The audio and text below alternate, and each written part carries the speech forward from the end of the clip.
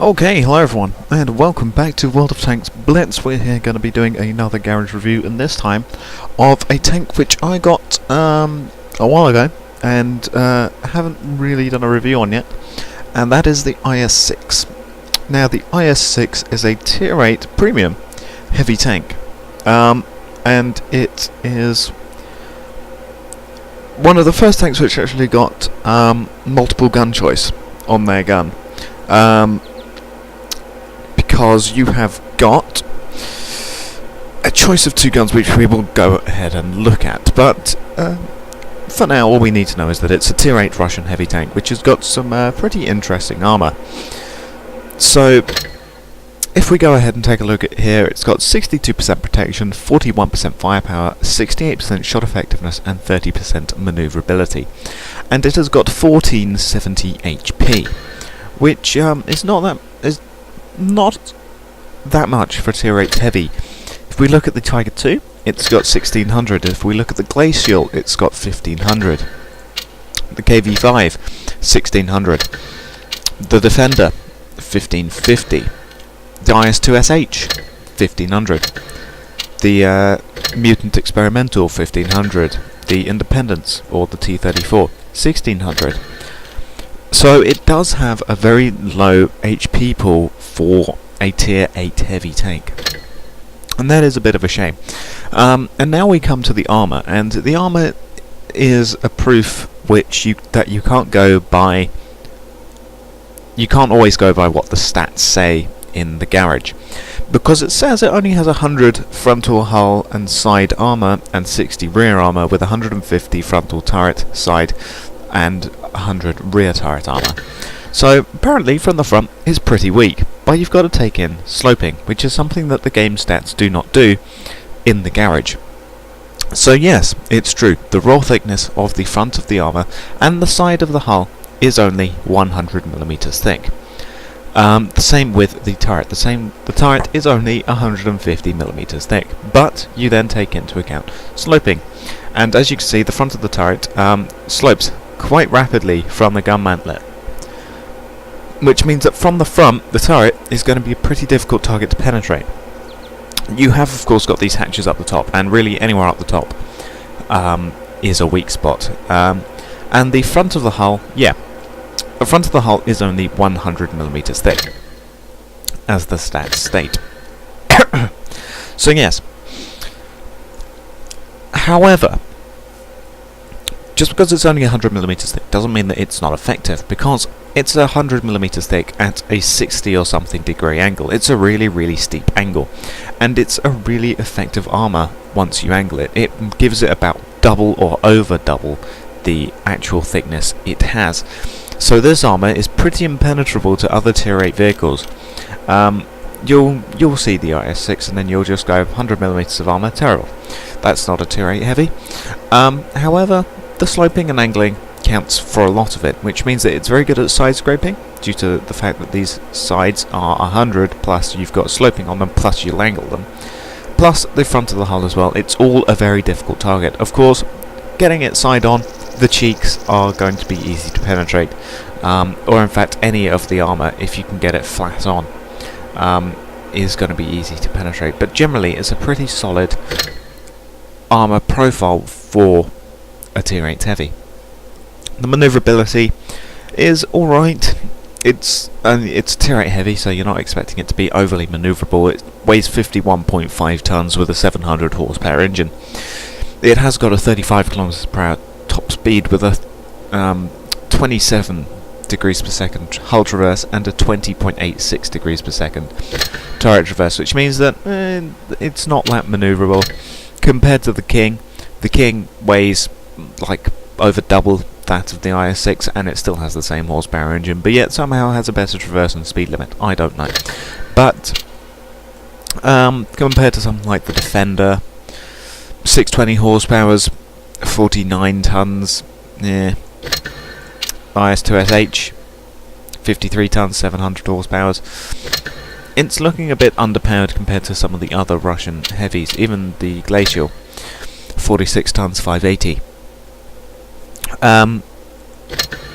So yeah, but the manoeuvrability is a bit hit and miss, but generally it's not that manoeuvrable. As you can see, only 30% manoeuvrability. So there's the turret, IS-6.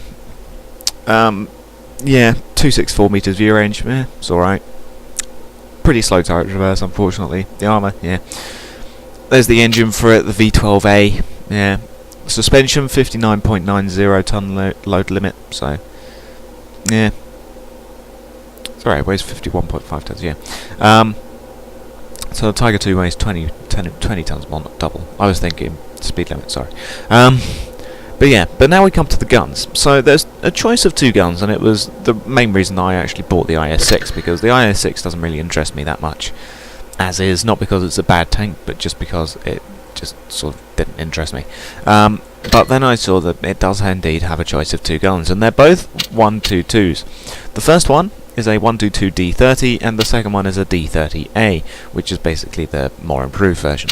So the standard 122 is the same gun as you get on the PC version of World of Tanks, and unless you have 100 free XP lying about, or around that, you will be playing with this gun for one battle, if that. If not, you can just spend like 100 free XP and unlock the second gun. But for the first gun, as you can see, it does have a better rate of fire by 1, so it does have a better rate of fire if we mount it. There you go. Oh, there we go. I didn't really need to do that. Oh well. Let me just rearrange all of my shells.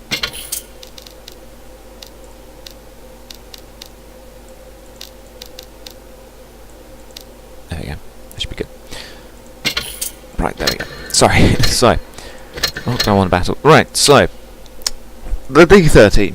Better rate of fire, 5.58 compared to 4.55. So you have got the rate of fire advantage, but you do not have the penetration advantage. You only have 175mm of AP penetration, which is a bit lacking, quite honestly, for a tier 8 heavy tank. Because a lot of tanks you'll come up against do have more than that much armour or effective armour, unless you only go for mediums. And I mean, some people I'm sure will use this gun for the higher rate of fire, but it has got 46 less armor pen and 53 less premium ammo pen. So it has the same HE pen, 61, yeah, same 122 gun. Has got the same average damage, 400 with AP, 340 with the premium, and 500 with HE. Same dispersion, 0.41 dispersion, there we go, and it has got a slightly better aim time of 6.7 compared to 6.8. But in general it is the inferior gun. If you look, it does have better firepower due to the higher rate of fire, but it has less shot effectiveness due to the decrease in penetration. And those two are the big differences between the stock 122 and the upgraded 122, which is the D30A. So the D30A has got a lower rate of fire, 4.55 rounds per minute. However, it does have better penetration with its standard round, which is APCR. So it fires APCR as standard, which is, you know, nice. And the premium shots are heat, which means that they have got 270 average pen with the HE, with the heat. Same average HE pen, yeah. Same average damage, yeah, as we covered. Same dispersion, slightly worse accuracy by 0.01. So yeah, no big loss there. And yeah, those are the two big differences between the two guns. This one has got better shot effectiveness for less firepower, but that one's got worse shot effectiveness for more firepower. So it's a choice of rate of fire or penetration, really, between these two, and a lot of people will be going with better penetration, because 221 is about on par with a lot of these other tanks. The Tiger 2, for example, has got 225 with the 105. The KV-5 with the upgraded 107 has got 219. The Defender has got 221. And yeah, the D25A brings it on par with the rest of the other tanks. Really, if you have got the IS-6 and the Glacial, if you want to know what the IS-6 is like, but with the standard gun, just play the Glacial. It has got basically the same gun. 175 average pen, same damage, same accuracy, slightly worse aim time, slightly lower rate of fire, but it's in effect the same 122 gun. So, and in some respects, it has got better armour than the IS-6, due to that massive sloping there. It's slightly thicker, and it's actually the same, if not maybe slightly more angled. So yeah, if you want to play the IS-6 with a stock gun, just play the Glacial if you have it. But yeah, so that is the base stats of the IS-6. Now we come to ammunition. It carries actually 2 more rounds than most of the other Tier 8 Russian heavies with the 122s. For example, the IS-3 Defender still carries 28 rounds, as does actually no, the IS-2 SH carries 40 rounds due to that massive hull. But yeah, the Glacial also carries 45 rounds. Wow. But yeah, compared to like the IS-3, it's got the same ammo count. So yeah. But due to the rate of fire, you'll never really run out of ammo. So yeah, carry around as much of your APCR, heat, and HE as you want. So yeah, HE for waffles and grills, and heat for, you know, things that annoy you. As for provisions, you've got your standard and improved fuel for 3 and 10% respectively to engine power and turret traverse. Then you've got condensed milk and extra combat rations for 3 and 10% respectively to crew mastery. Then you've got protective kit, 15% protection of crew from injuries, 10% speed and module repair, 20% fire protection, and 10% ammo and fuel tank durability. So you can go ahead, stick some of them on if you want. As for consumables, you've got your standard repair, first aid, fire extinguisher. Then you've got engine power boost, 20% engine power for 15 seconds. Then you've got adrenaline, 20% to low speed and 10% chance of damaging enemy vehicle modules for 15 seconds. Then you've got the multi-purpose restoration pack, which is these 3 things rolled into one. So, yeah, you can go ahead and mount any of them if you want. I go with the standard 3, but of course, your mileage may vary. So, as for equipment, you have got the... Well, I would suggest gun rammer, because unless you're using the stock gun and you want slightly better pen on the stock gun, then you don't really need the calibrated shells, because you have decent enough penetration. You're at least on par with all of the other Tier 8 heavies, so anything they can pen, you can as well, providing that you hit it with your terrible accuracy. So I would suggest the gun rammer for the extra 0.32 rate of fire for your 122.